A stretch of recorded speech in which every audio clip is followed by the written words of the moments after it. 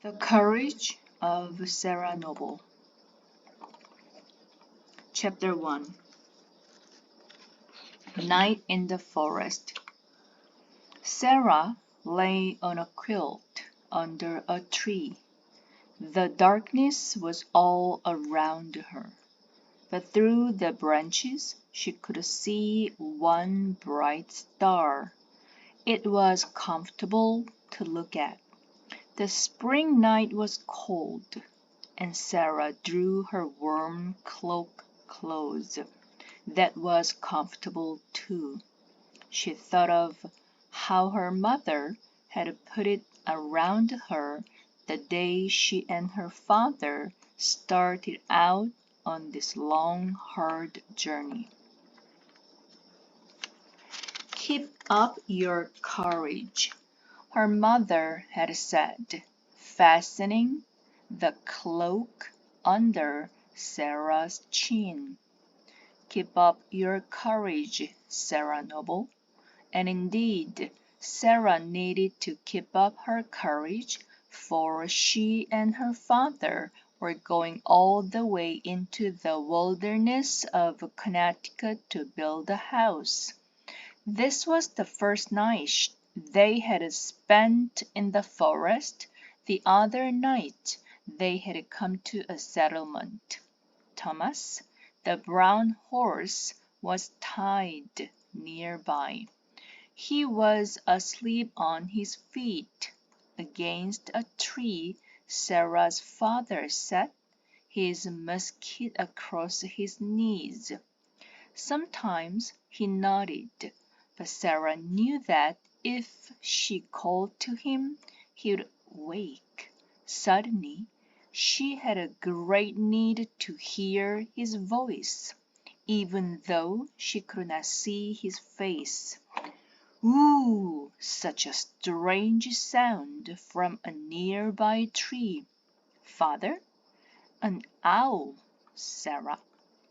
He is telling you good night.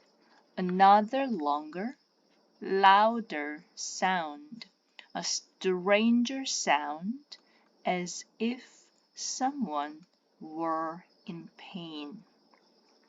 Father, a fox, Sarah. He is no bigger than a dog.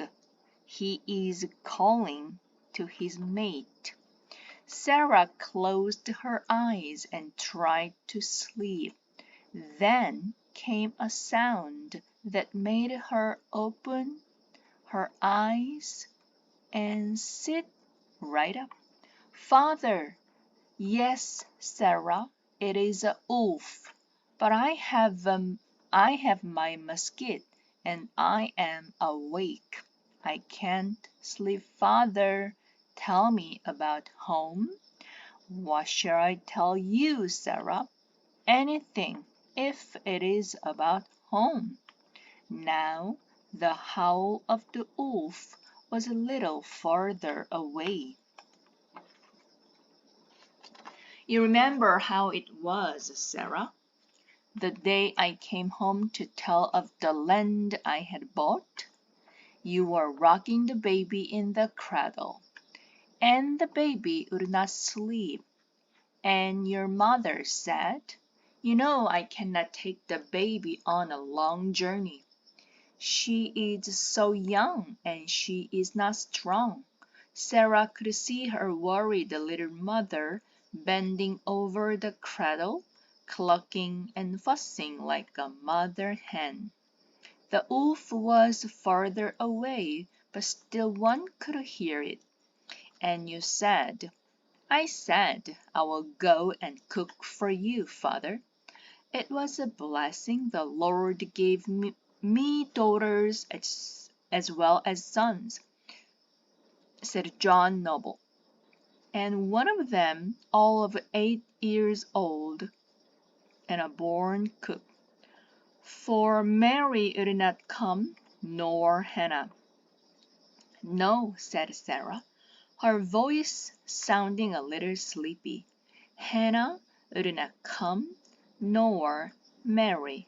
It is good. I like to cook. But she felt suddenly and terribly lonely for her mother and for the big family of brothers and sisters. John, David, Stephen, Mary, Hannah, 3-year-old Margaret, the baby, and could she really cook? She had never made a pie, but maybe you don't need pies in the wilderness. Keep up your courage, Sarah Noble. Keep up.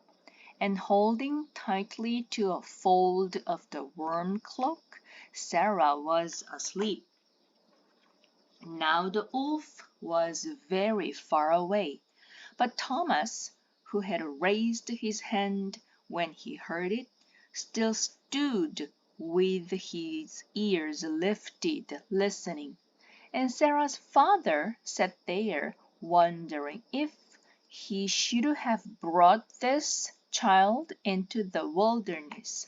When the first light of morning came through the trees, he was still awake.